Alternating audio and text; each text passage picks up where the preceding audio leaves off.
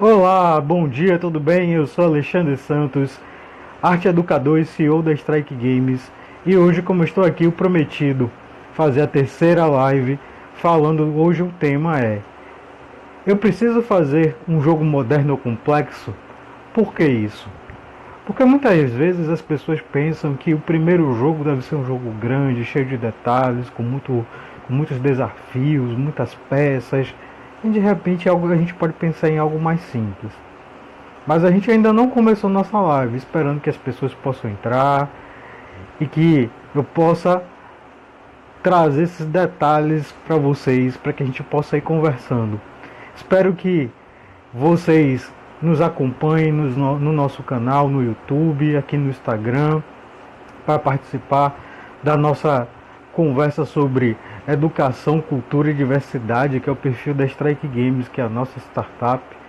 Então, vamos começando a falar sobre o nosso tema aqui nessa live. Então, retomando a pergunta, eu preciso fazer um jogo moderno ou complexo? Eu responderia que não, gente. Por que isso? Muitas vezes a gente quer criar um jogo muito elaborado, com muitos detalhes, às vezes um jogo de tabuleiro moderno, com muitas peças, e com isso a gente acaba se atrapalhando por não ser algo que a gente domine, por exemplo. Então, eu acho muito mais fácil a gente começar com um jogo simples, com início, meio e fim, e que a gente consiga dominar esse jogo. Opa, Zezé tá aí, grande Zezé. Aproveitando que ele entrou aí, hoje a gente vai falar sobre a questão: eu preciso fazer um jogo moderno e complexo logo de cara, meu primeiro jogo? Eu diria que não. Por que isso?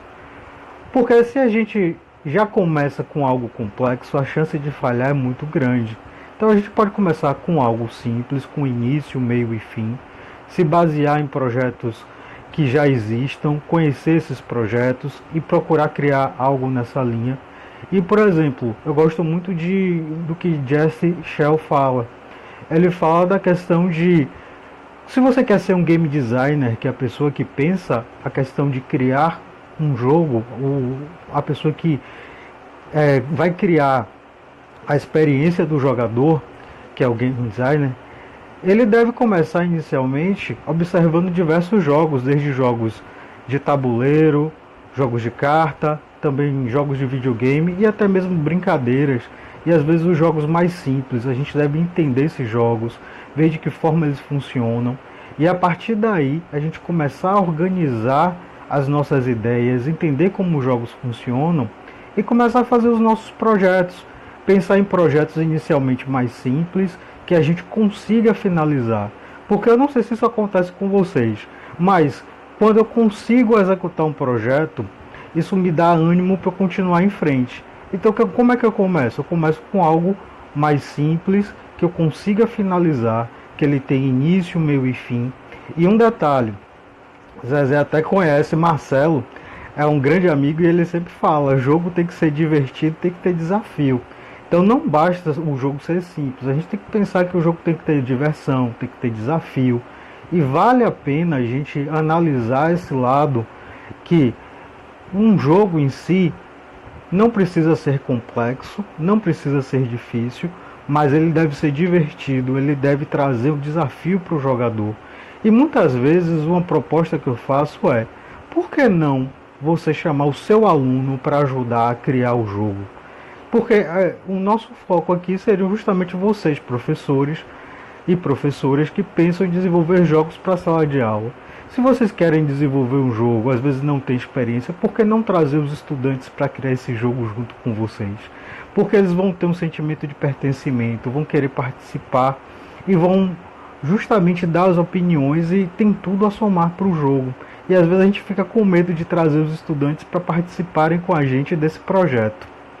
Eu espero que por esse lado vocês pensem nisso, de poxa, eu posso justamente pensar em um jogo que seja bacana, que eu possa trabalhar esse projeto, que ele seja simples e aos poucos ir incrementando esse projeto. Eu posso criar um projeto que seja feito em blocos, um primeiro bloco que eu finalizo, que ele possa ser jogado, E depois disso eu posso ir acrescentando novas fases, novos, novos elementos para esse jogo, novas peças, mais jogadores, e com isso ele ir ganhando mais corpo, mais referência. Inclusive, é muito. Eu sei que tem gente que não gosta de fazer isso, mas você consegue produzir muito mais projetos quando você segue uma mesma linha e vai aprendendo com aquela linha e depois você vai modificando isso, do que criar diversos projetos diferentes. Eu posso citar, por exemplo, os jogos que eu já fiz. Quando a gente consegue criar um primeiro projeto, seja de tabuleiro, seja um jogo digital, e a partir dali eu consegui ter o início, meio e fim, o jogo às vezes não sai tão divertido na primeira versão. Então o que a gente pode fazer? Trabalhar uma segunda versão, trabalhar os detalhes. E eu acho que cabe a gente sempre discutir com o nosso público também o que ele está achando do nosso projeto. Que ele traga as informações, que a gente pergunte o que está acontecendo. Perguntar aos estudantes se o jogo está divertido, se não está, o que pode ser melhorado, o que não foi entendido. Tudo isso é super importante no desenvolvimento de um jogo, principalmente quando a gente quer que esse jogo agrade o nosso público e que a gente, porque a gente deve pensar num detalhe. Eu sei que muita gente pensa, eu vou fazer um jogo que eu goste e que seja para mim. Claro que você tem que gostar do projeto, claro que você vai colocar sua característica nele, você vai colocar suas impressões. Mas será que não cabe também a gente ouvir o público e colocar as informações, os detalhes que o próprio público vai trazer para complementar o nosso projeto? Porque muitas vezes a gente pensa de uma forma e o público não compreende. A gente tem que pensar no nosso público-alvo, tem que pensar no nosso avatar que a gente vai trabalhar. Eu vejo muito dessa forma. Claro que às vezes a gente quer fazer o projeto nosso, que é para, vamos dizer assim, poxa, eu concretizei um projeto sobre a revolta dos malês, outro sobre a revolta dos búzios, fico super contente. Mas hoje eu faço sempre uma pesquisa com o público também, quais são as temáticas que eles querem ouvir. Eu vou produzir sobre as temáticas que eu quero, junto com as temáticas que o público também quer. E uma outra coisa também que eu falei na última live. Quando a gente quer começar a pensar um jogo voltado para educação, eu acho que cabe a gente pensar nos jogos comerciais. Porque o que acontece? Muitas vezes a gente fala de jogo educativo. Só que o jogo educativo, ele tem aquela... vamos dizer assim, ele tem uma tarja, tem um rótulo dizendo, olha, jogo educativo geralmente é chato. Então não pense seu jogo como um jogo educativo. Pense em um jogo comercial com características de jogos voltados para a educação. Pense num jogo divertido novamente, pense num jogo que tenha desafio e pense que seja um jogo bacana, atrativo para o estudante, principalmente se ele participar da criação, aí que você conquista que ele venha participar disso. A nossa live hoje também eu gostaria de aproveitar para falar sobre os produtos que a gente já vem desenvolvendo há um tempinho. Alguns são distribuídos gratuitamente. Por exemplo, a gente tem o e-book 5 dicas para desenvolver jogos não digitais para a sala de aula. Basta fazer o cadastro aí na bio. É só olhar lá o link, que aí vocês conseguem baixar gratuitamente esse e-book. Também temos um outro e-book que é o mapa do seu jogo e a bússola das escolhas, que ajuda na criação do seu projeto. É outro que você pode baixar gratuitamente. Agora esse que eu vou falar não, você já tem que comprar, que é uma aventura para produzir um jogo não digital, um projeto gamificado, que ele traz justamente esse processo de criação de um jogo para a sala de aula, com perguntas chaves, com alguns elementos que podem ser desenvolvidos, com alguns elementos que vão ajudar no processo de desenvolver o primeiro protótipo do jogo e o conceito do jogo. Eu sei que eu acabo falando aqui em linhas gerais desse início do processo, porque muitas vezes as pessoas têm dúvida de como começar o projeto de um jogo. Pois é, se você não sabe por onde começar, porque é a pergunta que eu mais ouço, pense num projeto de pesquisa. Por quê? Quando você vai fazer um projeto de pesquisa, o que é que você vai fazer? Você vai buscar fontes que seriam outros jogos. Você vai escrever o que é que você quer fazer, qual é o seu propósito. Você vai escrever objetivo, justificativa. Então pense dessa forma.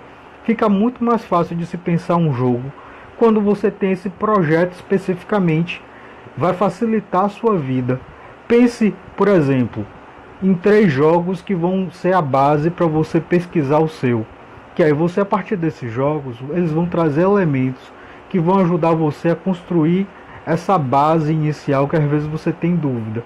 Porque é uma coisa que eu costumo brincar com os meus amigos, que quem já costuma jogar, eu não preciso nem me preocupar, porque essas pessoas já me trazem os jogos praticamente prontos, eu não preciso nem conversar muito com elas. Mas quem não tem experiência em jogar, justamente sente a carência e aí muitas vezes não sabe o que é uma mecânica, por exemplo. A mecânica de um jogo é a parte de funcionamento dele. Se você utiliza dados, se tem mecânica de pulo, ou se utiliza cartas, e quais são os objetivos do jogo. A mecânica seria isso, em linhas gerais. São os objetivos e o funcionamento do jogo. E muitas vezes quem não tem o hábito de jogar, às vezes sente essa dificuldade em pensar essa parte inicial do jogo. Então por que não pegar 3, 4 jogos, jogar, fazer anotações, saber como se ganha, como se perde, e a partir daí começar a destrinchar as informações de como esse jogo pode ser usado em si. Como é que esse jogo pode ser usado para criar o meu. Aí o que é que eu vou fazer? Não é copiar o jogo que já existe, mas observar como é que ele funciona. Da mesma forma que quando a gente vai escrever um artigo, você não costuma pegar outros textos, ler, usar como base e comentar. Então você pode pegar um jogo, observar como funciona determinada forma de jogar, forma de iniciar, discutir com outras pessoas ou então analisar isso e criar uma forma sua ou uma forma parecida, e a partir daí você consegue desenvolver um primeiro projeto de um jogo. Bom, eu teria mais coisas para falar hoje, só que eu acho que cabe a gente talvez marcar outras lives em horários talvez melhores, porque esse horário de sexta-feira, 10 horas da manhã, pelo visto não é um horário tão atrativo, de repente marcar à noite. Mas eu pretendo marcar outras lives sim, e falar sobre esses projetos de desenvolvimento de jogos com educação, com cultura, com diversidade, que é o nosso foco. E falar também sobre o desenvolvimento de jogos, que eu acho que cabe uma coisa. A gente pensa que às vezes para desenvolver o jogo é só sentar na mesa e desenvolver. Não. A gente tem que fazer uma parte de estudos, a gente tem que buscar materiais, a gente tem que dar uma parte de... A gente tem que se esforçar, a gente tem que dar nossa parte de contribuição, de ler, ver outros jogos, fazer toda uma pesquisa, observar como é que esse jogo vai ser construído, pensar em temática, pensar em narrativa, pensar se vai ter personagens, que tipo de mecânica esse jogo vai ter, tudo isso. Tanto que eu achei interessante que na última oficina que eu fiz, as pessoas me falaram, eu achei que fazer um jogo era mais simples, só que eu já vi que tem muitos detalhes, muitas nuances, mas eu não vejo como difícil, eu vejo como trabalhoso, que na verdade a gente tem que parar, organizar, planejar, mas se você segue uma metodologia, se você se organiza, fica muito mais fácil. Então é isso, eu convido vocês a continuar nos acompanhando aqui nas redes sociais, tanto no Instagram quanto no YouTube, que vocês acompanhem as nossas lives, nossos vídeos. Se você gostou desse vídeo, ele vai estar no nosso YouTube, que você curta, compartilhe, converse e divulgue para outras pessoas. E a nossa live vai encerrando por aqui. É uma live curtinha, mas eu espero que tenha sido útil para vocês, que tenha trazido informações bacanas. Um grande abraço. Se você tem dúvidas, deixe aí nos comentários ou então mande inbox, que eu respondo nas próximas lives. Um grande abraço e até mais, gente.